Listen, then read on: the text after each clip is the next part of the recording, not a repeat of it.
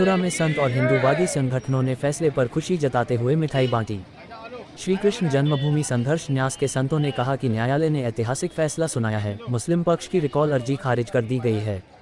श्री कृष्ण जन्मभूमि से संबंधित 18 मामले की अब एक साथ सुनवाई होगी और जल्द ही हिंदुओं के पक्ष में न्यायालय फैसला सुनाएगी, क्योंकि पुराने साक्ष्य न्यायालय में पेश किए जा चुके हैं। मुस्लिम पक्ष के पास एक भी दस्तावेज मस्जिद का नहीं है। वहीं दिनेश शर्मा का कहना है कि मुस्लिम पक्ष न्यायालय का समय बर्बाद करना चाहता है, जबकि हाईकोर्ट ने एक साथ सभी मामले की सुनवाई का फैसला दिया था, लेकिन रिकॉल अर्जी न्यायालय में दाखिल की गई। बुधवार को न्यायालय ने ऐतिहासिक फैसला सुनाया और मुस्लिम पक्ष की रिकॉल अर्जी खारिज कर दी। अब श्री कृष्ण जन्मभूमि से संबंधित 18 मामले की एक साथ सुनवाई होगी।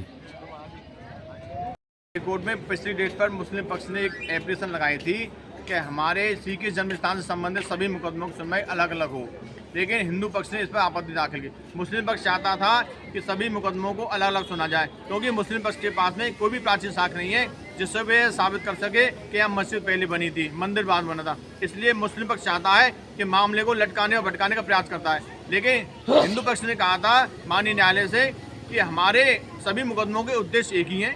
सभी मुकदमों में सभी की प्रार्थना पत्र में ये दिखाया गया है कि 1968 के समझौते को निरस्त करके मंदिर की जमीन को वापस हिंदू मंदिर को मिलनी चाहिए, और मुस्लिम पक्ष कह रहा है कि सभी का उद्देश्य अलग अलग है।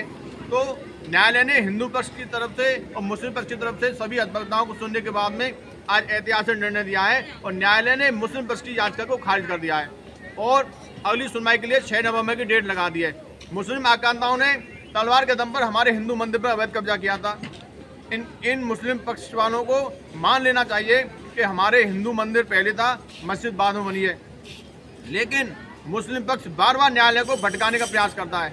न्यायालय सबूतों के आधार पर फैसला देता है। न्यायालय में हमारे जितने भी प्राचीन साक्ष्य थे हिंदू मंदिर के, वो हमने न्यायालय में जमा कर दिए। खसरा खतौनी नकल, पुरानी खेबड़ की नकल, रेलवे का मुआवजा, नगर निगम का असेसमेंट, जितने भी प्राचीन साक्ष्य थे, जमीन की रजिस्ट्री, तो हमने न्यायालय में जमा कर दिए और न्यायालय ने सबूतों के आधार पर ऐतिहासिक निर्णय दिया है। मुस्लिम पक्ष के पास में एक भी कागज का टुकड़ा नहीं है जो यह साबित कर सके कि यहाँ मस्जिद पहले बनी थी। मुस्लिम पक्ष तो केवल न्यायालय को गुमराह करता चला रहा है। न्यायालय ऐतिहासिक निर्णय देता है, न्यायालय सबूतों के आधार पर कोई भी फैसला देता है तो मुस्लिम पक्ष सुप्रीम कोर्ट भाग जाता है।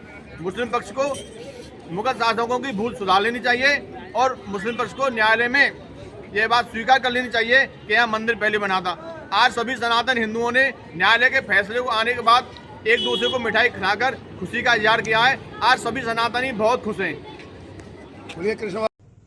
श्री कृष्ण जन्मभूमि और शाही ईदगाह विवाद में माननीय उच्च न्यायालय इलाहाबाद के द्वारा कोर्ट नंबर 71 श्री मयंक जैन साहब जज साहब के द्वारा अभी ये आदेश पारित कर दिया गया कि रिकॉल एप्लीकेशन जो शाही ईदगाह पक्ष और सुन्नी वक्फ बोर्ड के द्वारा लगाई गई थी उसे निरस्त कर दिया गया है। ये अभूतपूर्व आदेश माननीय उच्च न्यायालय इलाहाबाद के द्वारा आज पारित किया गया है। ये सत्य की जीत है। हम शुरू से कहते रहे कि शाही ईदगाह पक्ष के लोग और सुन्नी वक्फ बोर्ड के लोग जान करके इस मामले को लटकाने के उद्देश्य से बार बार एप्लीकेशन लगा रहे थे और यही उद्देश्य इनका इस मैटर में था, इसी मामले में था। यही एप्लीकेशन उन्होंने जान के लगाई थी कि हिंदू पक्ष के इन केसों को जो कंसोलिडेट कर दिए गए हैं उनको अलग अलग सुना जाए। हम पहले दिन से कहते रहे कि माननीय न्यायालय के द्वारा कंसोलिडेट किए गए मामले, सब केसों को एकत्रित किया गया मामला बिल्कुल सही है और आज माननीय न्यायालय ने इस पर एक अभूतपूर्व आदेश पारित किया है। माननीय न्यायालय के आदेश का हम स्वागत करते हैं और ये बहुत बड़ी जीत हम लोगों की है, हिंदू पक्षकारों की जीत है और ये सत्य की जीत है। और अब इसमें 6 नवंबर अग्रिम तारीख निर्धारित कर दी गई है। 6 नवंबर को माननीय न्यायालय से अनुरोध करेंगे कि इसमें इशू फ्रेम किए जाए और कोर्ट की आगे की कार्रवाई को आगे बढ़ाया जाए, प्रोसीडिंग को आगे बढ़ाया जाए, क्योंकि इस इशू फ्रेम होने के बाद इसमें एविडेंसेज में केस को लगाया जाए। तो बहुत बहुत सुंदर आदेश माननीय न्यायालय का, हम लोग बहुत प्रफुल्लित हैं और माननीय न्यायालय के आदेश का बहुत स्वागत करते हैं, अभिनंदन करते हैं।